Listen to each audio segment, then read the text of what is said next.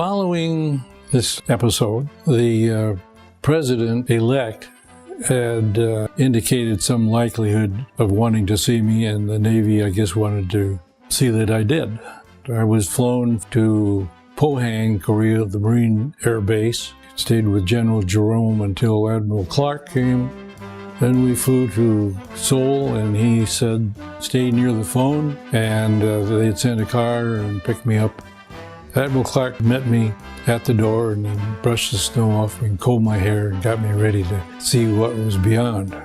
16 people in there, and these were General Bradley, Mark Clark, Ridgway, Secretary of Defense Wilson, Ambassador, admirals and generals. And so I met them. The president-elect was not in the room at the time. It was announced by one of the generals. And he said, "Gentlemen, the president." We all came to attention.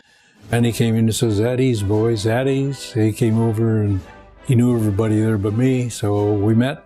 He took me by the elbow and he led me over to a nice, comfortable, overstuffed chair with arms on it and had me take my place.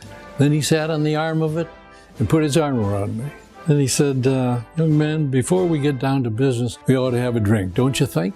I said, "Yes, sir." He said, "Well, we have bourbon and scotch, water and soda. My son John is the bartender. What do you like?" I said, "A bourbon and water, please." He says, "We have awfully good scotch." I said, "Well, sir, bourbon and water." He said, "Lieutenant, we've got the world's finest scotch." I said, "Mr. President, I drink bourbon and water." He said, "John, give him a bourbon and water." The next time I was off the ship at a bar, guess what? Scotch.